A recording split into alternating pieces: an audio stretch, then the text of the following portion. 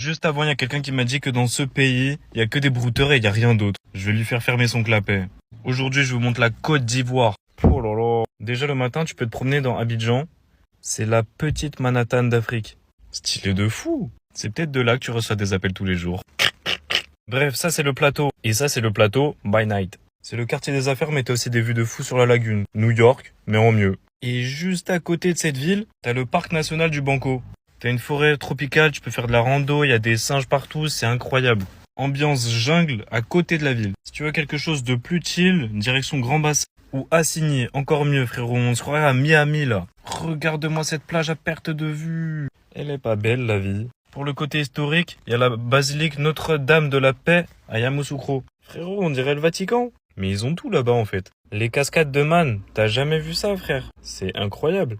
Et là, tu crois qu'on est en Asie de l'Est? Bah non, c'est le parc national de Taï, toujours en Côte d'Ivoire, classé UNESCO. C'est vraiment trop stylé. Partage à tes potes pour aller en Côte d'Ivoire cet été. Rendez-vous là-bas. Les amis, voici les vidéos sur lesquelles j'aime tomber, c'est-à-dire des vidéos où on voit les étrangers, plus particulièrement les Blancs, défendre la Côte d'Ivoire et présenter les merveilles que regorge ce chaleureux pays. Vous avez entendu lorsqu'il a commencé sa vidéo en disant que il y a des gens qui disent que en Côte d'Ivoire il n'y a que des brouteurs, mais voici ce que nous avons plutôt en Côte d'Ivoire. Les amis, j'aime entendre des propos pareils.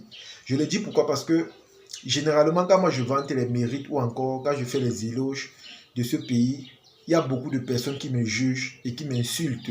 Il y a d'autres qui disent que je fais ça simplement parce que je veux de la visibilité ou encore parce que je veux gagner des abonnés. Mais quand ce n'est pas un Africain, quand c'est un étranger et en plus un blanc, vous allez dire quoi de plus? Honnêtement, qu'est-ce que vous allez encore dire de plus? Est-ce que vous allez dire qu'il fait ça parce qu'il veut des abonnés ou encore parce qu'il veut de la visibilité? Moi, je dirais non. C'est juste que parfois, quand tu quittes ton pays pour aller dans un autre pays et tu te rends compte que dans ce pays-là, ça travaille, tu te rends compte que dans ce pays-là, c'est développé, forcément, tu vas faire des vidéos pour présenter les merveilles de ce pays en sollicitant que voilà, les étrangers viennent aussi visiter ce que toi, tu as eu la chance de découvrir. C'est comme ça. Parce qu'une chose est sûre, quand tu tombes sur quelque chose qui est bien, forcément tu veux partager ça autour de toi et tu veux inviter également les autres de venir profiter de ce que toi tu as eu la chance de découvrir ou encore de voir. Et c'est un peu ce qui se passe avec cet étranger. Moi personnellement, à travers sa vidéo, je me rends compte qu'en Côte d'Ivoire, il y a beaucoup d'endroits touristiques. Moi je croyais que la Côte d'Ivoire se limitait seulement lorsqu'on parlait des beaux endroits à la ville d'Abidjan ou encore à Assigny. Mais je me rends compte qu'en Côte d'Ivoire, honnêtement, si tu es un étranger, que tu n'as jamais mis tes pieds là-bas et que tu n'as pas encore eu la chance de découvrir tous ces recoins, forcément, tu vas croire que la Côte d'Ivoire est un pays d'Europe. Parce que quand tu essaies de voir la texture, la morphologie, le côté esthétique, tu te rends compte que c'est beau. La famille, c'est magnifique. Que ce soit les plages, que ce soit les villes, que ce soit les communes, tu te rends compte que c'est magnifique. C'est vraiment magnifique. Ça, c'est la preuve qu'un pays travaille. Ça, c'est la preuve qu'un pays essaie de se développer. C'est vrai qu'il y a des gens qui viennent constamment dire que la Côte d'Ivoire est un pays endetté. Si aujourd'hui c'est beau comme ça, c'est parce qu'ils passent leur temps à prendre des dettes. Moi, je vais continuer à vous rappeler que le plus important n'est pas de prendre la dette, mais c'est de savoir ce qu'on fait avec la dette. Parce que si tu t'endettes et que cette dette ne sert pas à ton pays, honnêtement, ça ne servira à rien du tout. Au contraire, ça, c'est une façon plutôt d'appauvrir son pays encore et encore. Parce que nous observons que dans certains pays d'Afrique, il y a ceux qui sont endettés, mais on ne voit pas le changement.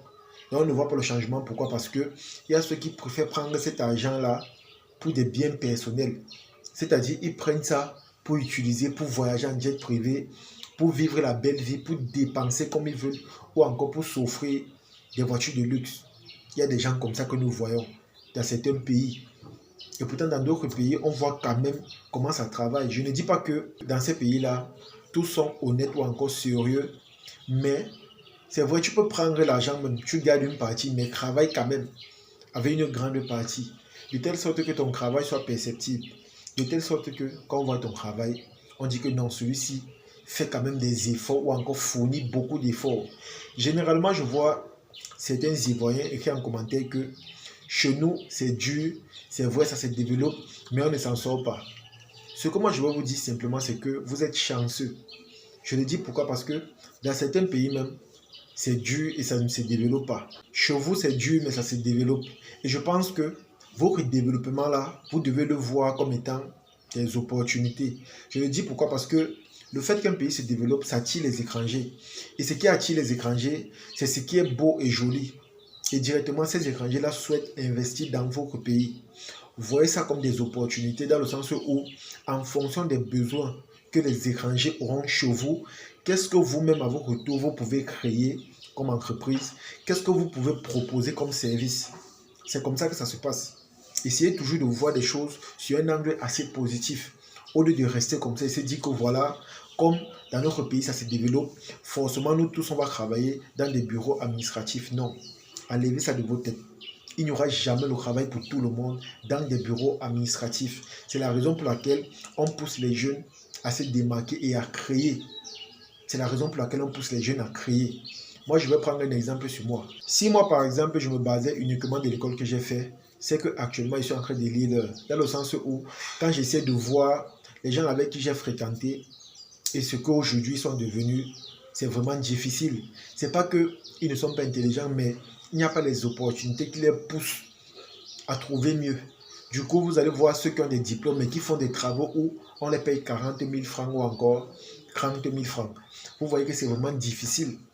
Vous voyez que c'est vraiment difficile. C'est la raison pour laquelle c'est à vous de créer des emplois. Parce que si vous ne le faites pas honnêtement, vous n'allez pas vous en sortir. Si vous restez là, vous croyez que ce n'est que l'État qui va vous employer.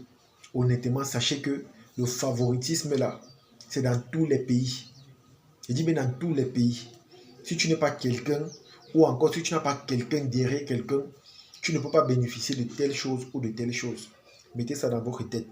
C'est la raison pour laquelle vous-même, vous devez apprendre à créer ou encore à fabriquer les opportunités. Et le développement dans votre pays fait en sorte que vous avez cette facilité-là à créer ou encore à développer des business ou encore des entreprises. Donc, voyez ça surtout comme étant un atout. À travers la vidéo de ce jeune étranger, honnêtement, moi je me rends compte que en Côte d'Ivoire, c'est vrai, c'est une ville de business, mais aussi c'est une ville qui a beaucoup d'opportunités quand tu es fort et tu sais saisir cela. Lorsque tu sais saisir cela, je t'assure, tu pourras t'en sortir. Mais si tu ne peux pas saisir ou encore si tu n'es pas intelligent pour créer des opportunités, forcément tu vas toujours te plaindre. Tu vas rester là, tu vas toujours dire que l'État ne fait pas ceci, l'État ne fait pas cela. Et pourtant, ce que vous devez mettre en tête, c'est que l'État ne peut pas employer tout le monde. C'est comme ça. L'État ne peut pas employer tout le monde. Dès que tu as mis ça dans ta tête, dès que tu as compris ça, automatiquement tu vas t'en sortir. Mais si tu n'as pas compris ça, tu vas toujours rester là à insulter, à dénigrer ton chef d'État, à dire comment les autres ne travaillent pas, à dire comment la vie est dure, à dire comment c'est monté, c'est descendu. Donc soyez vraiment intelligent. Lorsque vous voyez cet étranger qui défend votre pays, il n'est pas ivoirien, mais il défend votre pays, ça signifie que ce qui est arrivé là-bas, il a vu, il a fait le tourisme, et ce qui ressort de là est simplement extraordinaire, au point où il se permet de défendre, et il se permet de laver l'image de la Côte d'Ivoire devant tout cela qui essaie de salir ce pays. Parce qu'il faut le dire, ce pays est très généreux et très hospitalier, surtout pour les étrangers. Tu viens, tu te bats, on te crée des opportunités, on te crée des ouvertures, et c'est comme ça que tu t'en sors bien. Tu t'en sors au point où tu ne désires même plus quitter ce pays-là pour aller chez toi. Parce que dans ce pays-là, tu retrouves finalement tout ce que tu recherches, c'est-à-dire le confort, la richesse, la bonté, la générosité et l'hospitalité. En tout cas, les amis, c'est ici que se termine la vidéo. J'espère que vous avez aimé, j'espère que vous avez apprécié. Comme j'ai dit, j'aime tomber sur ce genre de vidéos parce que ce sont des étrangers qui font ces témoignages. Et le fait de voir des Blancs qui font ces témoignages-là me font tellement plaisir parce que nous, en tant qu'Africains, lorsqu'on parle, on dit simplement qu'on nous a achetés, on dit qu'on veut les abonnés ou encore de la visibilité, on nous crée même d'antipatriotes. Mais quand c'est un étranger comme ça te pousse à comprendre que voilà, la logique que tu as, il y a beaucoup d'autres personnes qui ont la même logique. Et ici, on ne pourra pas dire que lui aussi cherche de la visibilité ou encore des abonnés. On dira simplement que c'est quelqu'un de vrai et de véridique. Il dit ce qu'il voit et il s'exprime librement en fonction de son ressenti sur ce qu'il observe. Et c'est la même chose que je fais également. En tout cas, les amis, partagez la vidéo au maximum et on se dit à la prochaine. Ciao.